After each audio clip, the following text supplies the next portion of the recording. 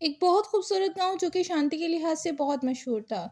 एक दिन उधर बसंतबाज़ी होती है और बसंत का चूँकि सब बच्चों का फ़ेवरेट दिन होता है, उसका सबको खूब जी भर के इंतज़ार होता है कि जिस भी दिन बसंत आएगी, हम बहुत पतंग उड़ाएँगे। 2 दोस्त आपस में गपशप कर रहे होते हैं, उनमें से एक दोस्त दूसरे को बेट लगाता है कि देखूँगा कि इस बार तुम मुझसे बसंत में कैसे जीतते हो।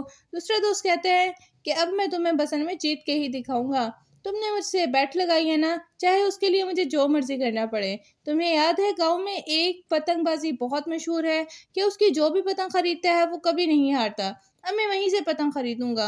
इस बात पर उसका दोस्त उसको मना करता है कि यार वो तो चुड़ैल के नाम से मशहूर है, गाँव में तो बहुत ज़्यादा मशहूर है कि उसका चुड़ैल है और उसकी पतंग जो भी खरीदता है वो कभी नहीं बचता और अगर जो बच भी जाए तो वो पागल हो जाता है। तो तुम ना ही खरीदो तो बेहतर है। ये सुनकर उसका दोस्त हँस पड़ता है और उसकी बेवकूफ़ी पे उसको दाद देता है कि भला ये 2025 है, 2025 में भी ऐसी चुड़ैल तुम्हें नज़र आती हैं या ऐसी चुड़ैल तुम्हें नज़र आ सकती हैं? ये तुम बेवकूफ़ाना क्यों बात कर रहे हो? भला इतनी भी बेवकूफ़ाना कोई बात करता है? ये बूढ़े-बड़ों की बातें थी, ये गुज़र गई हैं। अब तुम ऐसी बातें करोगे तो तुम पे सब हँसेंगे ना?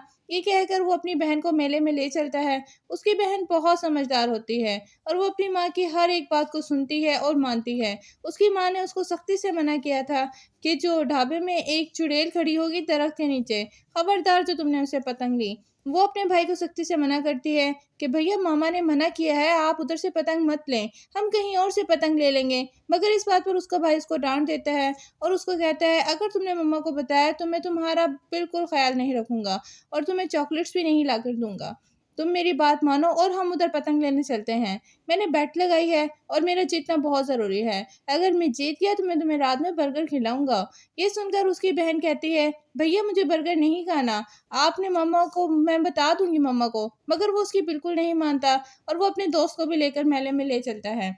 रास्ते में एक बूढ़ी औरत खड़ी होती है और उसकी पतंगें बहुत शानदार होती हैं। वो देखने में बहुत दिलकश होती हैं, मगर उनमें अजीब-सी चमक होती है और उसने घूंघट किया होता है और उसका चेहरा नहीं नज़र आ रहा होता। ये देखकर वो पतंग लेने के लिए जाता है, फिर से उसका दोस्त और उसकी बहन उसे मना करती है, मगर वो किसी की बात सुनने पर राज़ी नहीं होता और ना ही किसी की बात सुनने पर आमादा होता है। उसका दोस्त उसको कहता है कि यार मत करो, क्यों तुम मौत के घड़े में हाथ डाल रहे हो? ऐसा तुम क्यों कर रहे हो? हम सब परेशान हो जाएँगे।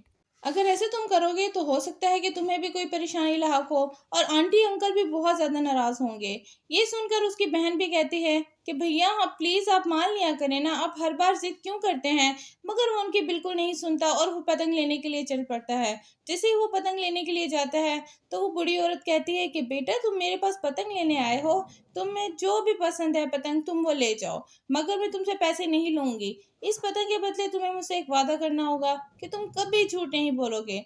अगर तुमने झूठ बोला तो ये पतंग तुम्हारी कभी जान नहीं छोड़ेगी और ये पतंग तुम्हारे पीछे पड़ जाएगी, एक गम स्टिक की तरह।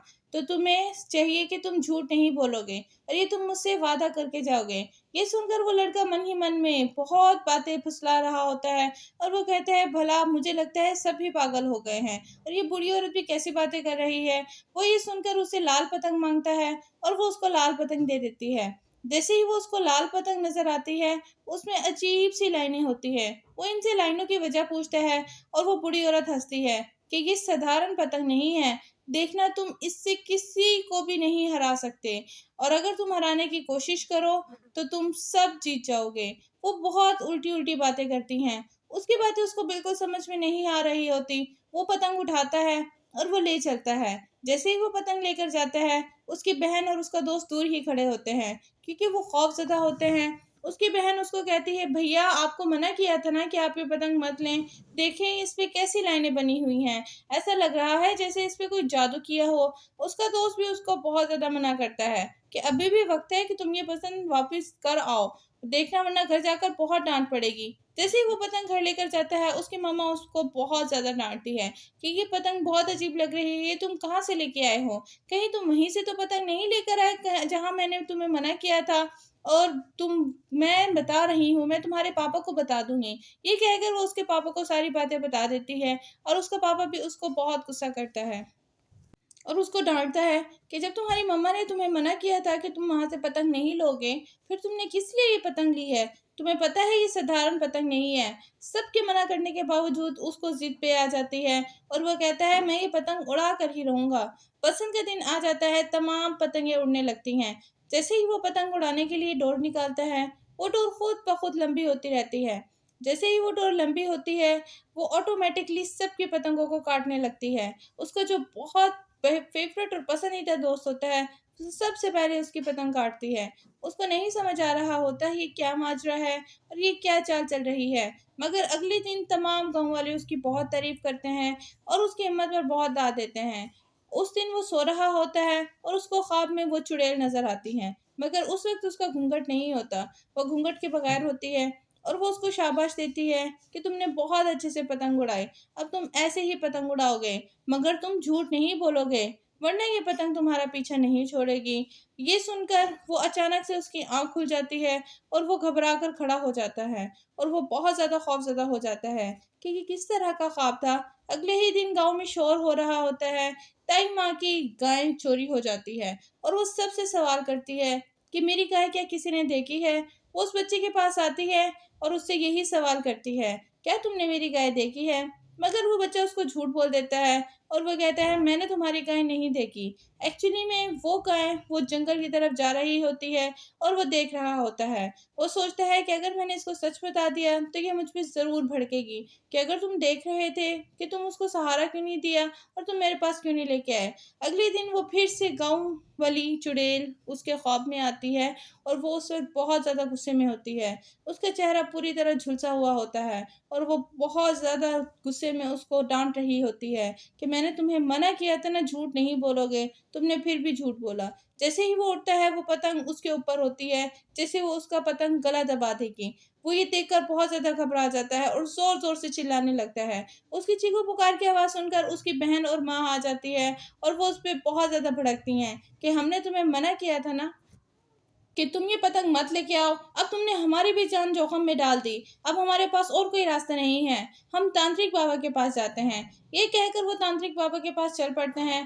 तांत्रिक बाबा को सारा मामला बताते हैं कि हम पतंग लेने गए थे और उसने हमसे ये बात की थी। अब वो 2 दिन से मेरे ख्वाब में आ रही है। को कहता है कि जब तुम्हें मना किया जाता है किसी चीज़ के लिए तुम बच्चे क्यों नहीं मानते और फिर हमारी जान के लिए अज़ाब बन जाते हो।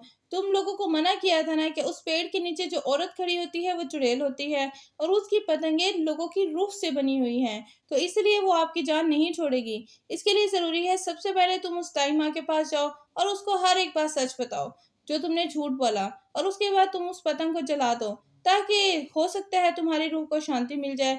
ये सुनकर वो बहुत ज़्यादा खौफ़ज़दा हो जाता है। वो कहता है, "क्या मेरी रूह उसके कब्ज़े में चली गई है?" तांत्रिक बाबा उस बात पर उसको कहता है, "हो सकता है।" ये कहकर वो ताई माँ के पास जाता है और उसको तमाम बातें सच बताता है। ये ताई माँ ये बात सुनकर जंगल में जाती है और अपना बैल ले आती है और तमाम बैलें उसकी वापस आ जाती हैं। अगले ही दिन गाँव में वो जाता है और वो पतंग लेता है और उस पतंग को वो जला देता है और चा शायद कि उसकी रूह आज़ाद हो जाए। वो पतंग को उठाता है और वो उसको जैसे ही माचिस लगाता है, वो बहुत ज़्यादा खौफ़ज़दा हो जाता है। बहुत ठंडी हवाएँ चल पड़ती हैं। ठंडी हवाएँ चलते ही वो चुड़ैल सामने आ जाती है और वो ज़ोर-ज़ोर से हँसने लगती है।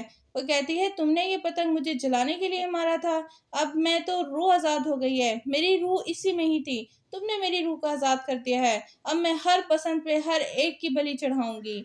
देखना, खून-रेज़ी होगी। तुमने बहुत गलत किया। हाँ, तुमने मेरे गुस्से को शांत किया था ताई माँ से सच बोल के, लेकिन अब तुम्हारी जान नहीं छोड़ूँगी।"